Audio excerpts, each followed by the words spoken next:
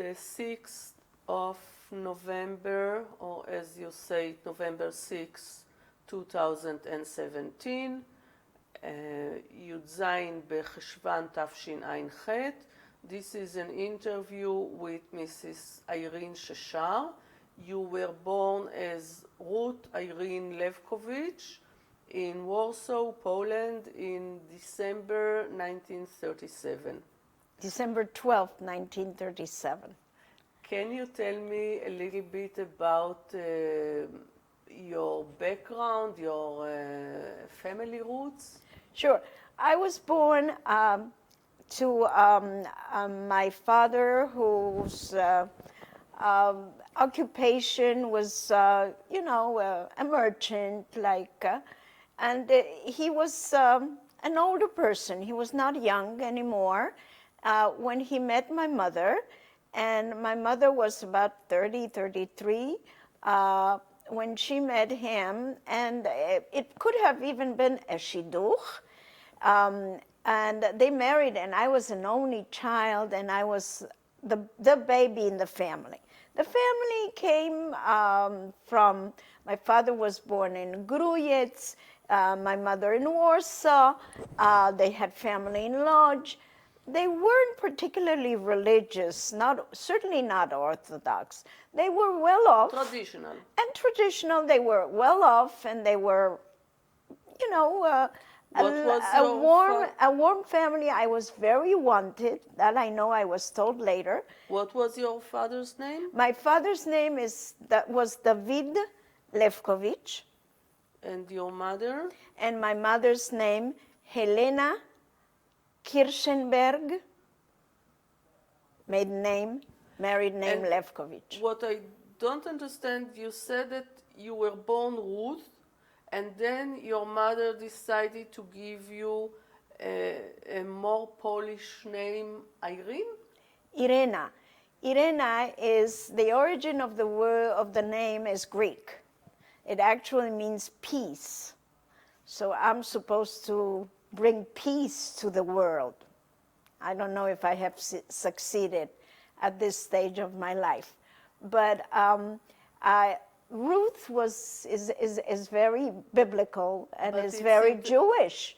But Ruth is international. Yes, but at that time in Poland, Ruth was very common among the Jews as a name.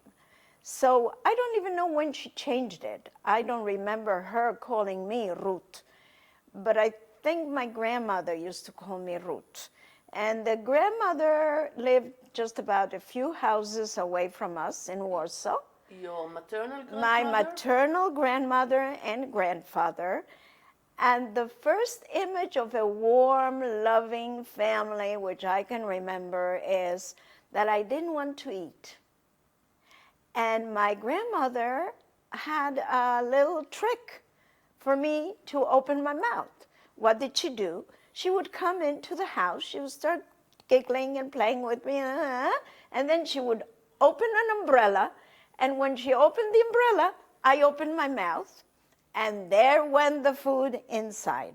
And mind you, 2 years later, even less than 2 years later, I was starving for food. You were an only child?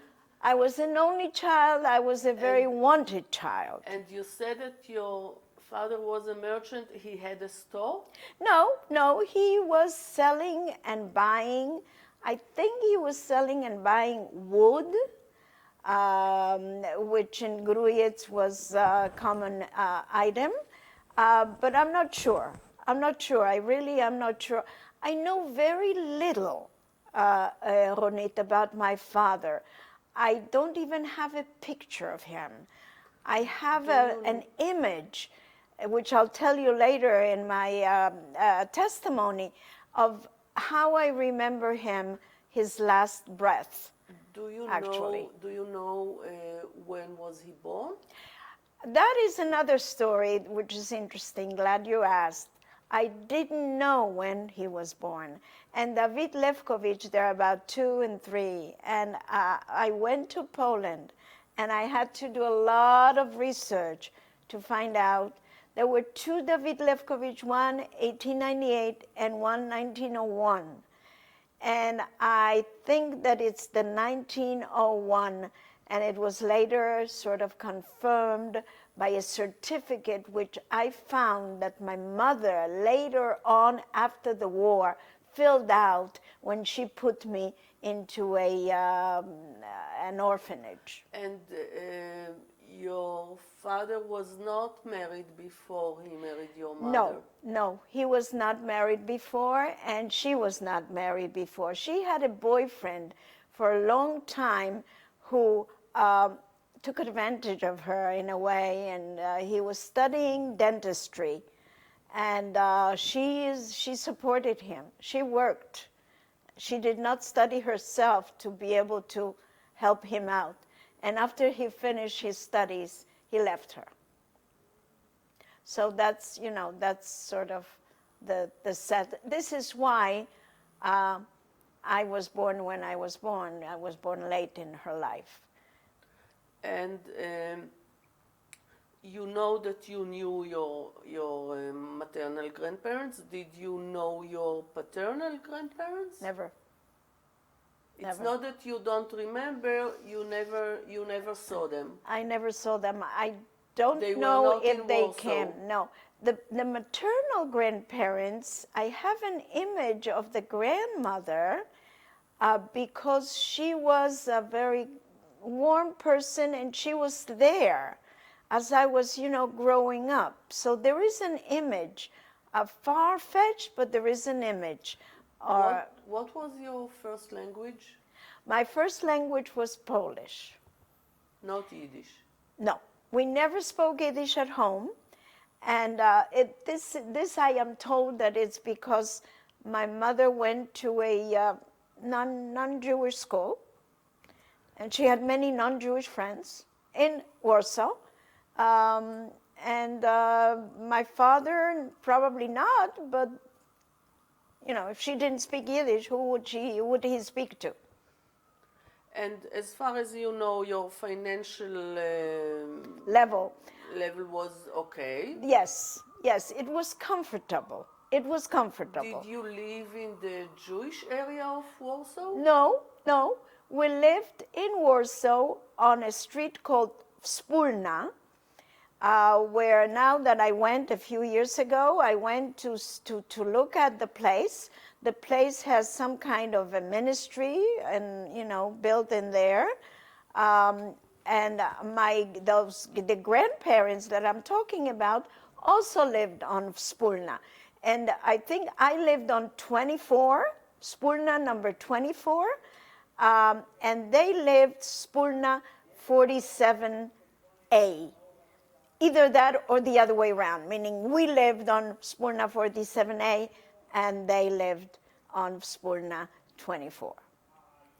And Wspólna is a nice big street in Warsaw, and it was not in the ghetto. It was not the area of the ghetto, no. Was there any connection to Zionism before the war? I can't tell you. I can't deny. I can't affirm. Your mother never said anything about it? My mother never spoke about it. And since my mother passed away in 48, I didn't have enough, contact with her. You were only 12 years old. I was 12 years old, and the 12 years of my life with her were an infant being born, and wanted, very much wanted, loved and cared for.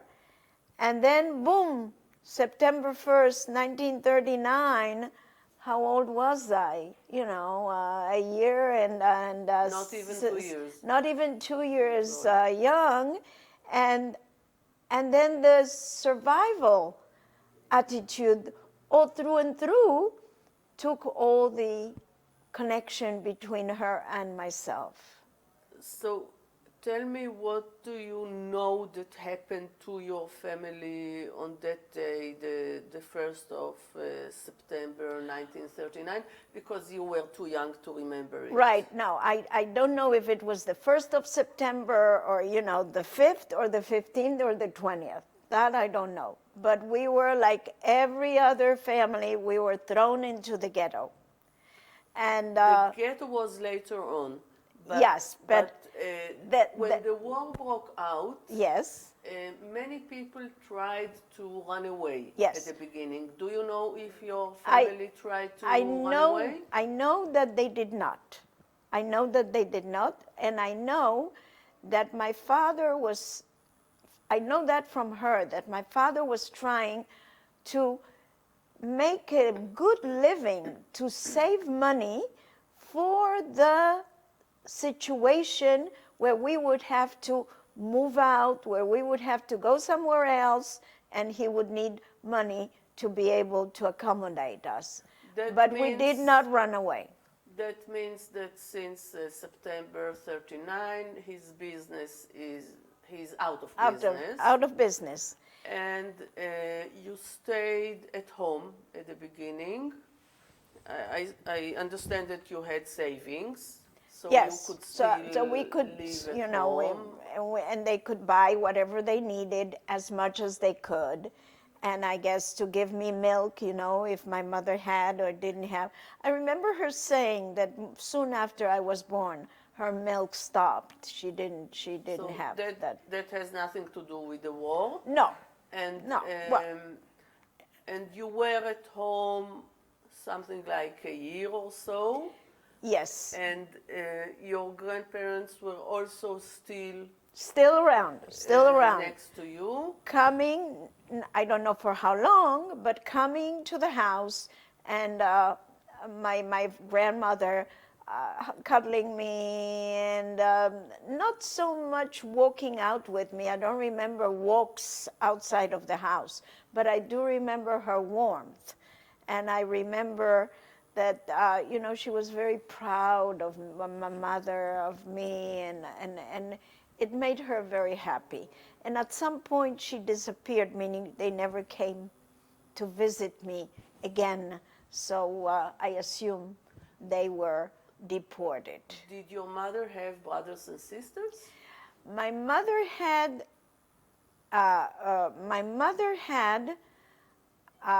actually, I don't know exactly, but my mother had, I think she had brothers and sisters. I know my father had about 7 brothers and sisters. The name Lewkowicz is a very common name in the Polish Jewry.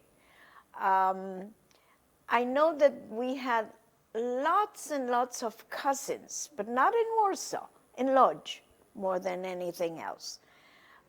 So you know that you stayed at home, you still had a living, you had savings, so you were relatively okay. And later on you were deported to the ghetto. Exactly.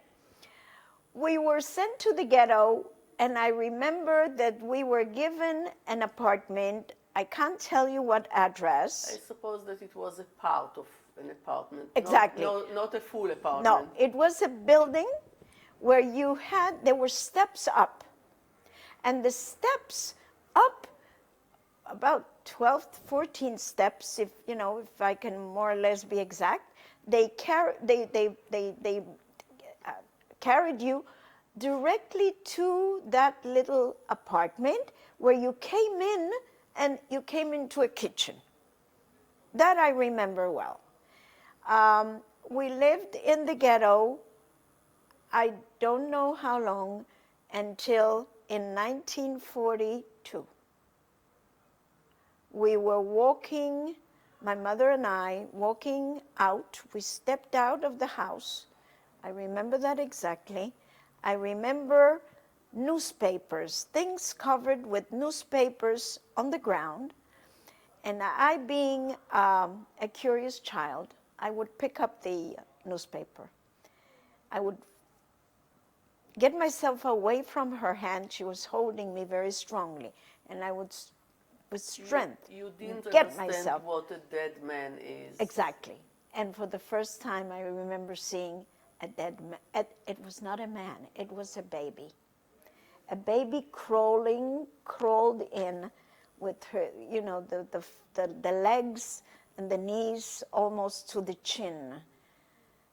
And my mother screamed at me, and she pulled me away. And she said, never again do that. I tried to be a good girl. I never did.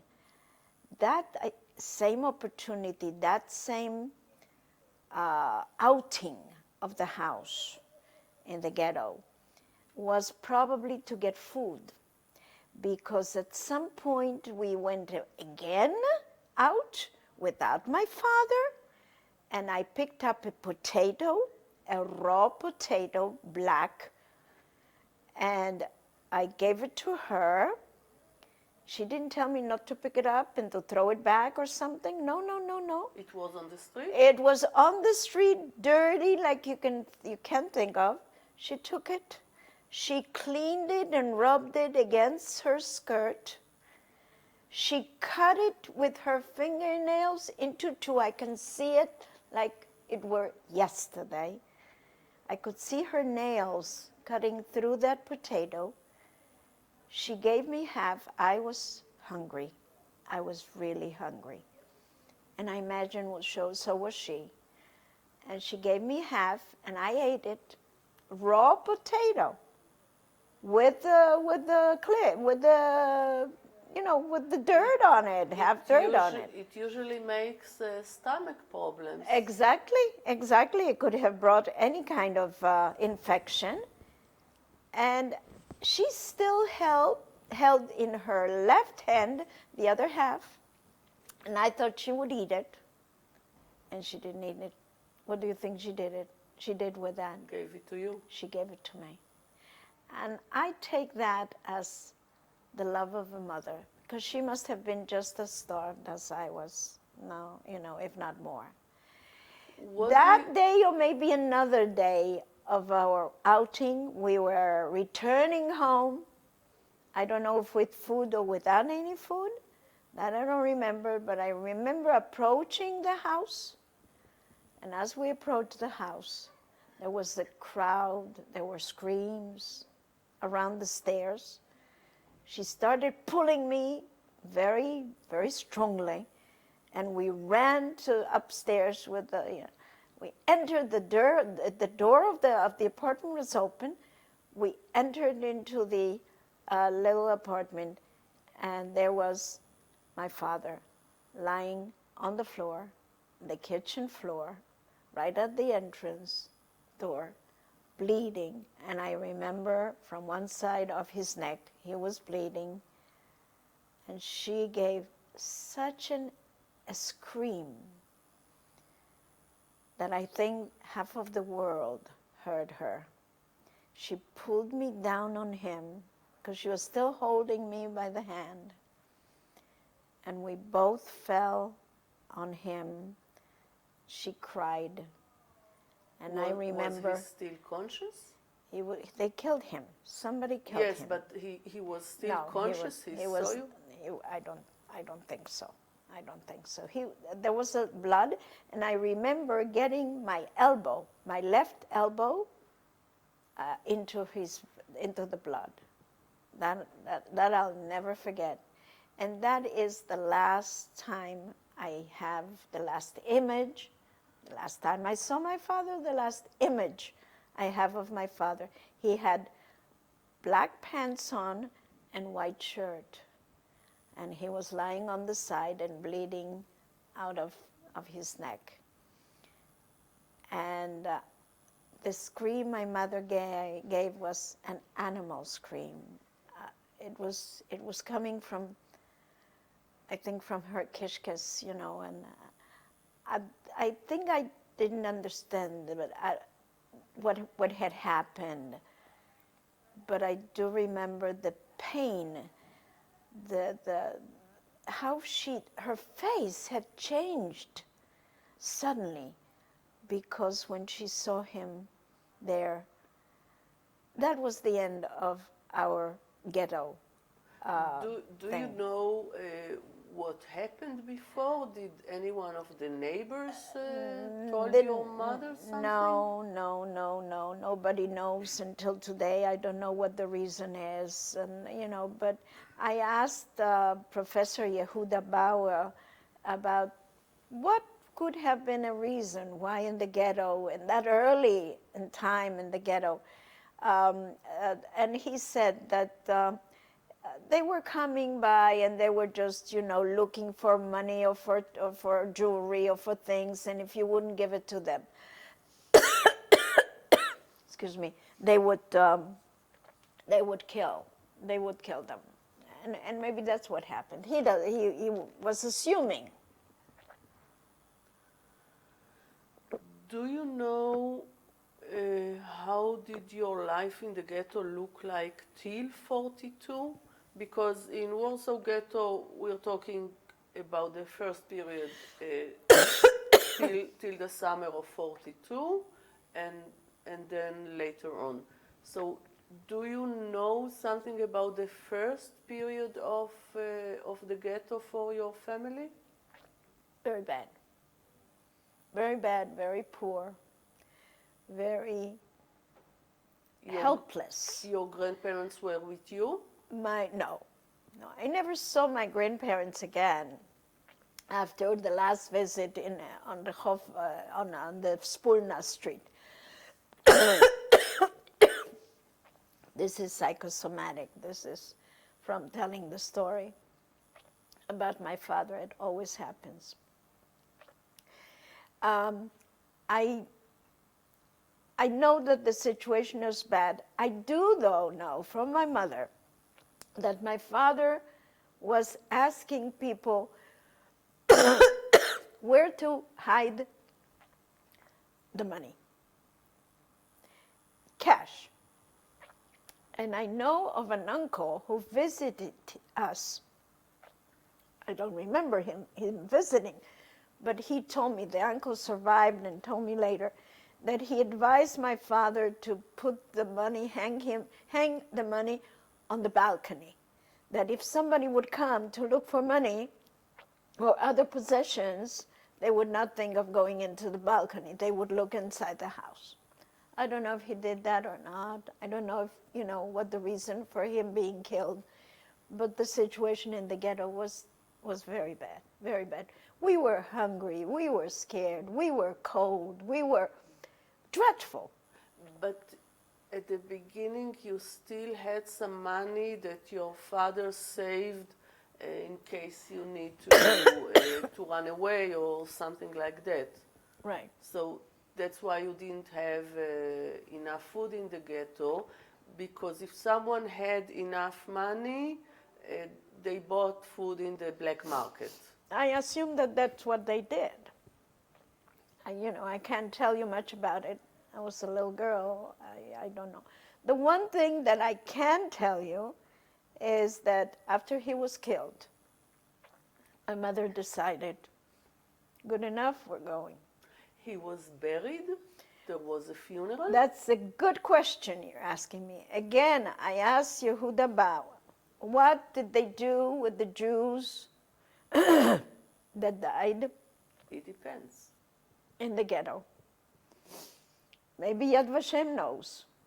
Wonder. I don't know. It depends. Sometimes there were funerals, and sometimes they put it in a mass grave. Right. Professor Yehuda Bauer told me that they would just throw them in one of those carts that you can see on films in the museums, and there wouldn't be any burial per se. What particular thing happened to my father, being that he was there in the kitchen on the floor lying, I can't tell you.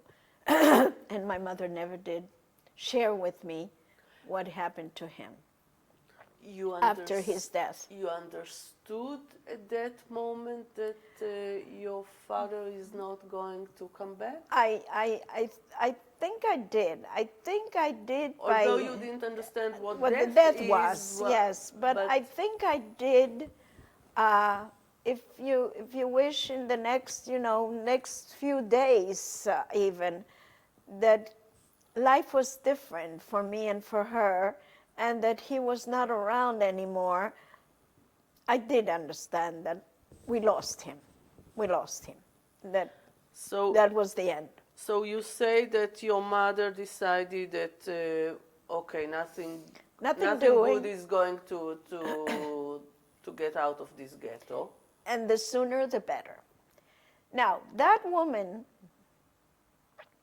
Ronit, saved me and made me really, gave me the basis of what I am. She had a seventh sense. I don't know how, she found a way to escape the ghetto to the Aryan side through the sewers. She knew which one could be could be probable to open, and on the way out, which one was already on the other side of the ghetto. Do you know when was it?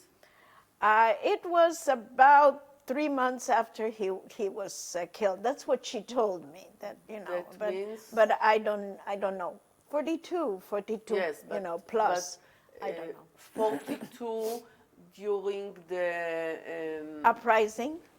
No, the uprising was 43. Exactly. In 42 there was what was called at that time in Warsaw Ghetto the big deportation, which means that most of the people in the ghetto, 300,000, were deported. You don't know if it was at that time or later on. Before or after. I imagine that it was before. I imagine that, because I don't think I would be talking to you now. When you were it was summer. It was summer, exactly. It was summer because what I remember, and mind you, I remember flashes and images. That's all I remember. I don't remember continuity. I have no notion of time. I remember how she dropped me into that hole. You were wearing a few layers of clothing. Clothing, exactly. And I remember that I fell. She was still holding me, but I fell, so it must not have been very deep. And then she jumped, and as she jumped down, she jumped on me. And that I remember, because it did hurt. So I remember the pain, I remember her jumping down on me, and then I remember dark. And it was only both of you? You just were not the two part of us. of a group? Nothing, just the two of us. She was so ingenious, and there we are. It's up the ground, the underground, and she's pushing me behind my tushy. I'm going first. I'm crawling like a little animal. Silent? Silent completely. The water stinks, smells from rats. They're jumping all over, rejoicing our presence, or the opposite. And water splashing, and I cannot see. I cannot see anything. It's dark. Water splashing into my face, and her pushing me, and then at some point I remember, as out of a miracle, light. She must have lifted the cover of the sewer, and she must have known where, how. Not even an engineer would know how to find its way. And she jumped up first, and then she bent down, gave me her hand, and pulled me up. It was a daylight? It was daylight, and we were probably on the Aryan side. It was dangerous to do it and on it was dangerous to do it on a daylight. because I saw light. I saw light. Now, it could have been very early in the morning, it could be, you know. But I saw light, and light out of the darkness of the underground. She was a woman that looked very Christian, Polish, blonde hair, blue eyes, knew her way around Warsaw because she was born there, she went to school there, she had friends every second and third corner. She arranged for her to be taken in by several families, one after another. When she smelled danger, she would pull me out and we would run. We were always on the run from that moment on. But the interesting part was that she was, I don't know if all those families knew that we were Jewish or not Jewish, but some knew, some maybe didn't. But the thing is that she worked as a domestic keeper of the house. In all of them, she cooked, she cleaned, and she put me, because I was looking very Jewish. Maybe that's when she changed my name from Ruth to Irene. She put me in a wardrobe. She gave me a pot to make my necessities, and my doll. My doll, by the way, came with me through the sewers. It was a material doll. It was not a plastic doll. She was dirty, but she was my lalechka, my little doll. I spoke to her. I had dialogues with her while I sat in the dark. And everything that my mother would tell me, I would tell her. And the one rule was not to call her, not to say ma, not to ask for help, nothing. But And I didn't understand, excuse me. You had a place to live. I mean, your mother rented a small apartment or something? She didn't rent any apartment. She lived with the Christian families where she worked. And they didn't know that you exist? Exactly. Now, they did know that I exist. And what I'm asking myself is, did all of the families, because we were changing about 5-6 times of residence, quote unquote. If they knew or they didn't know, maybe she explained to them that I was not her child, that I was somebody else's child. She could have told them any story. Who knows? The fact is that I was not to be seen and she was to be seen. And she was like a watchdog. If, the Germans would come and would ask, is there anybody else? How many persons here and there? After they were gone, she pulled me out and we went. I remember the movement of her head, not even words. There were not words, it was silent. We have to go. You have to go.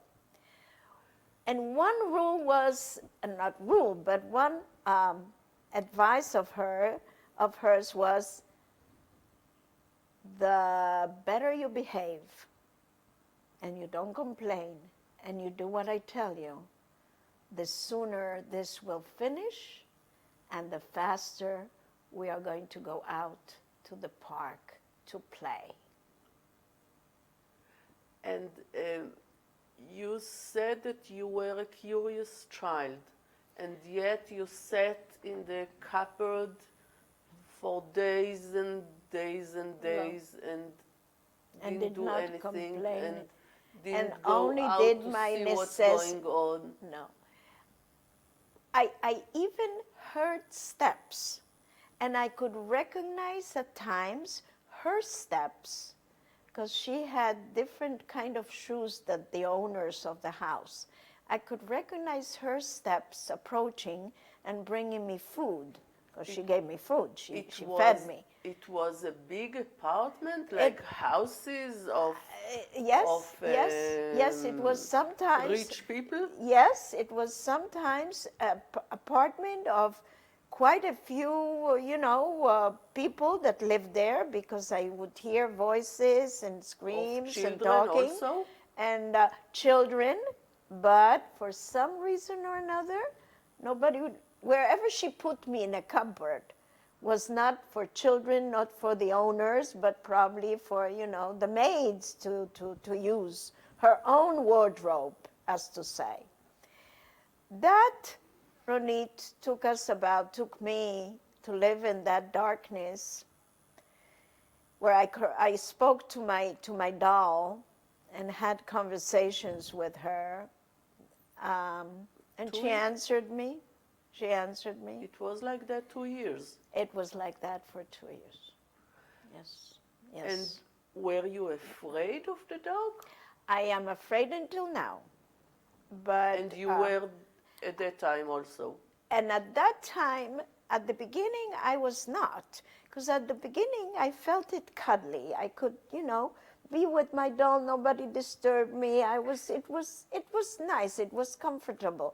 At times, I had a cover. I also had a little pillow, depending where we were, who was the owner, of the house. But I do remember at the darkness of the sewer that made me be afraid of the darkness more than the cupboards.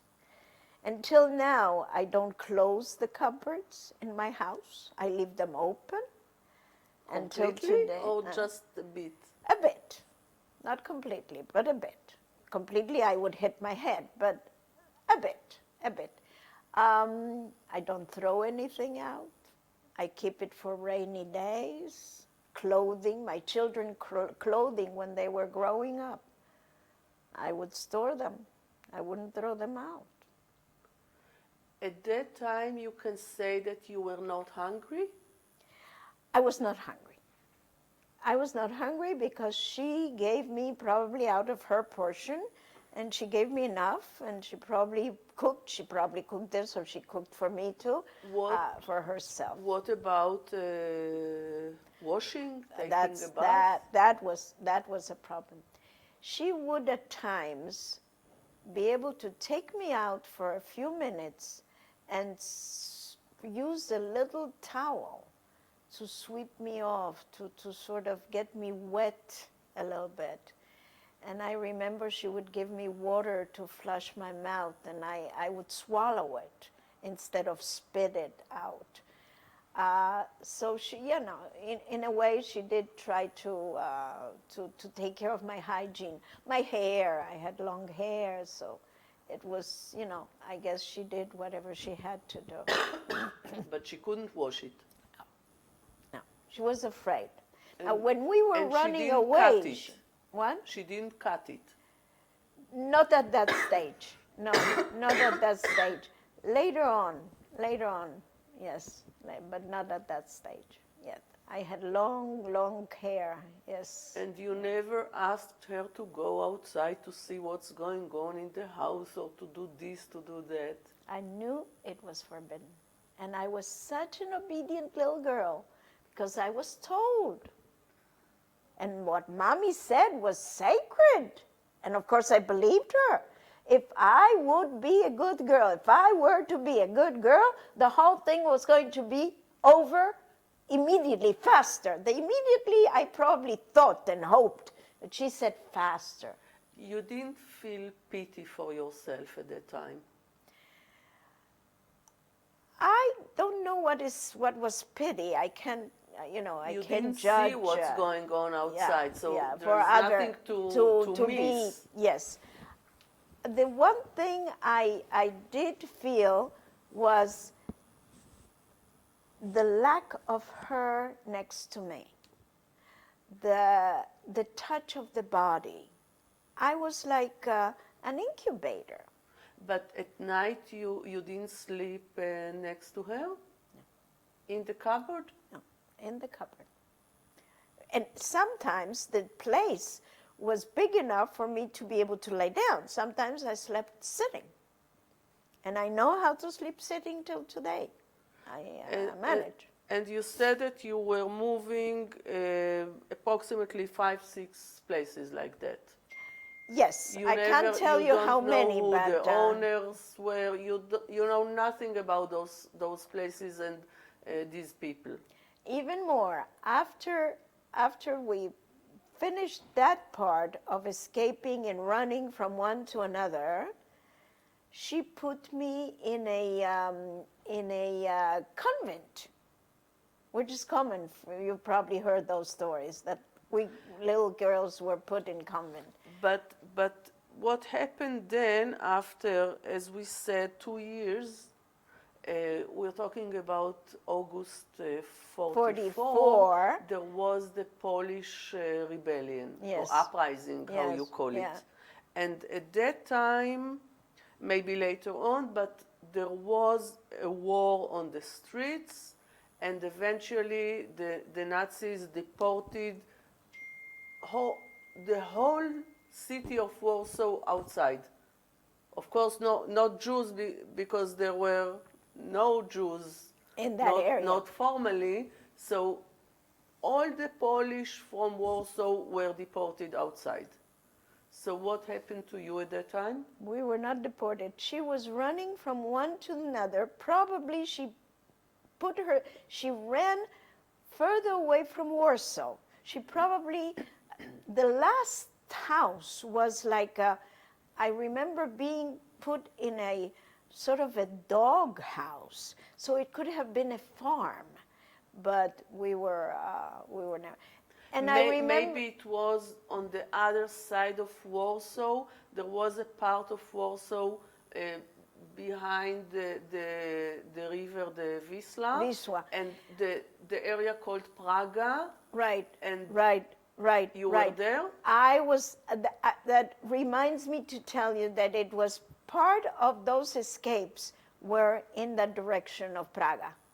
Because Praga was liberated much earlier by the Red Army. That's correct. That's correct. I can't tell you that I remember the uprising. I can't tell you that I heard or saw fire on the the walls burning. No. I didn't see anything. I was hiding, and I was hidden in such a way that nobody will find me. But at that time, there are huge bombardments over Warsaw. So that you must... I must have heard. Yeah. I must have heard. It doesn't matter if you are in a cupboard. Or That's in something that Warsaw became flat. Exactly. I did hear commotion. And the bombardments were sort of all the time. It's not that it was, 1 day, 3 days, 5 days. All the time you would hear the bombs, the explosions. But it was next to you, very close or far away? Further away. Further away. Maybe, it wasn't that maybe at that time you were in Praga. Probably because it wasn't something that was close to us, because if it were close to us, I would know that she would come to tell me something, to warn me, or to take me. So it wasn't. Not that I remember. Not that I remember. So for you, there was one period of yeah. It was only one kind of life at that time, which is in the cupboard. You didn't see or feel the uprising, and you were like that till liberation. Till the liberation of the ghetto? No, not of the ghetto, of the city. Of the city. I don't know dates. I can't tell you time-wise. The convent, you think, was before liberation or after? The what? The convent? I think it was after. She said she put me in a convent. She probably found or heard from somebody of her friends and I was there. Again, it was, how long would it have been? 8 months, 9 months, something like that. I learned how to pray in Polish, and I was told by her I was not Jewish, that I would never say that I'm Jewish. I grew from baby to adolescence in a short time. There was no childhood in my life. I understood things that maybe today boys and girls at the age of 13, 15 understand. I knew what was forbidden. I knew what not to say. I knew not to look into somebody's face, into their eyes, for danger to sort of see in my eyes something that they shouldn't see. Do you know why did your mother put you in the convent? She had to hide me somewhere. She probably resorted to... After the war? No, we're not talking after the war. This is still during the war. We're talking 43, 44, something like that. No. This is a convent where I was supposed to be Christian. She was not around until, and she must have painted my hair because I probably had a bit of a reddish color to my hair. And that's another thing why I looked, and my nose, of course, gave me up. And she painted my, and the mother, the Mother Superior, caressed my hair, and she saw the two different, and she probably notified my mother. My mother came, took me out of the convent. That was the end of me there. Did you like it there? Yes.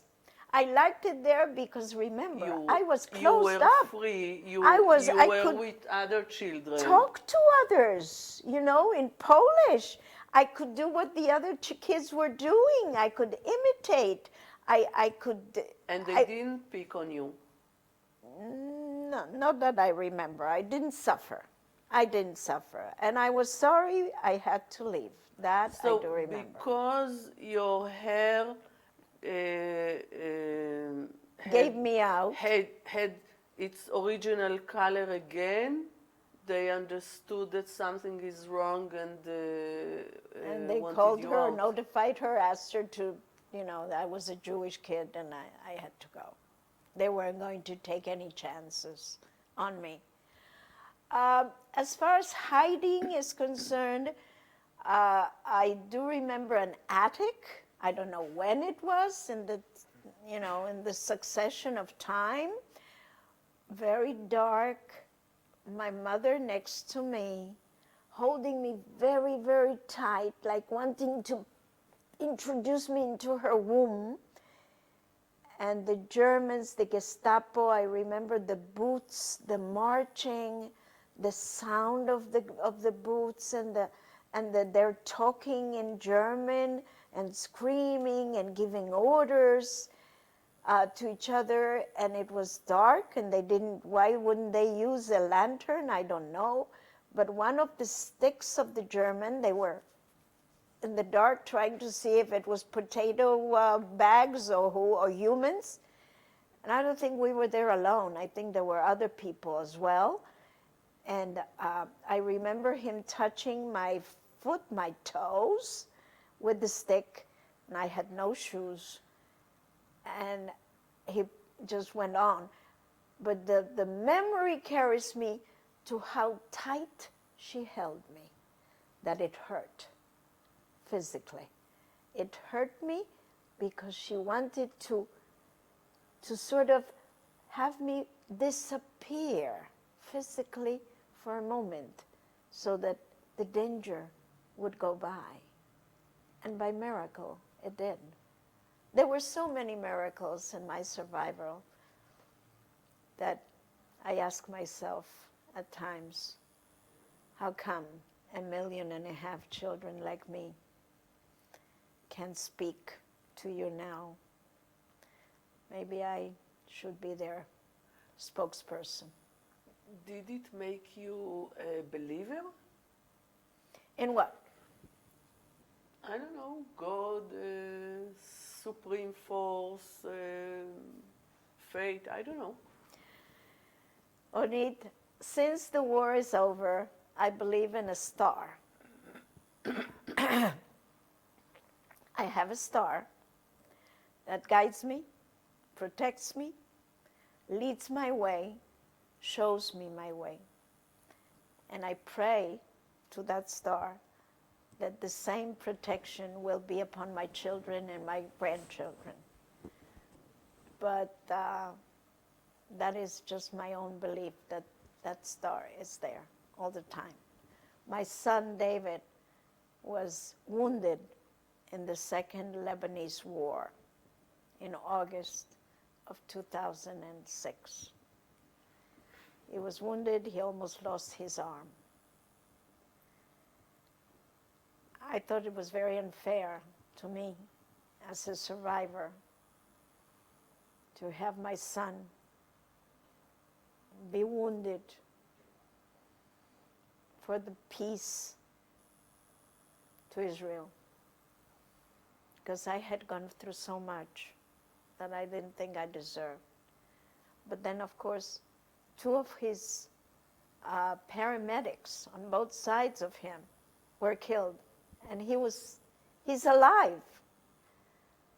So after a while, I convinced myself that it was the star that protected him, and he is well, and he's alive, and he's a father of 3, and he's a doctor, and everything else. The Star of David. Probably a Star of David, and don't forget that my father's name is David. I'm sorry that I have to almost to finish the interview now, so I want you in just 2 sentences to tell me what happened to you after liberation, because you said that your mother died when you were 12. At that time you were in Warsaw? Yes. The war finished, we still were in Warsaw. After the war was over, again, she sort of had connections with people, family maybe, and we went to Paris.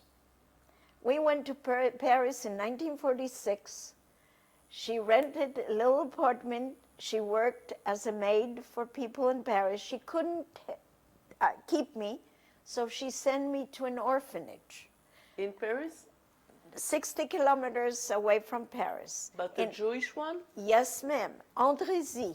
In Andrézy, not far from Drancy, by the way. In Andrézy, I was put there by her. I was with most of the orphans, most of them, all of them, were French orphans that lost their parents. I was the only Polish one. I learned there for the first time to read and to write in French, because I didn't learn Polish, how to read and write, although I know how to right now in my life. And there, she would come on Sundays and she would bring me whatever, and chocolates and stuff like that. We had a little time to talk. And one day, in 1948, the director tells me that I have to get nicely dressed and that we're going to Paris because my mother is not feeling well. And it wasn't true. She was dead. What happened to her? She lived alone, and her heart just didn't hold it. So she passed away in Paris. She's buried in Paris. Again, my little star, Star of David, as you called her, a grandfather who must have been in love with her, not a real grandfather, but I call him, came from Switzerland and told me, spoke to me and told me, Irka, Ayreen, I'm going to take you, according to your mother's wish, to my son, Michael Topilski, and his wife, Felicia Topilski, who is your mother's niece in Lima, Peru. I didn't understand who this man was. This man is called Isaac Topilski, and he lived in Switzerland with his daughter, And survived the war, connection? and the connection was round about a far-fetched family.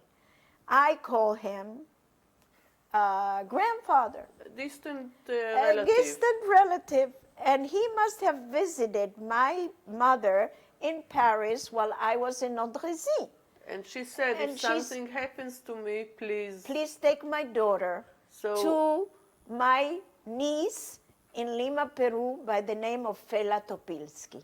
So to make the Story long story short, you arrived to Lima in 48. He took me first to Switzerland, and then we flew for the first time in my life. I flew a plane that I remember perfectly, and I was I can't talk about your life in Peru, but in one sentence.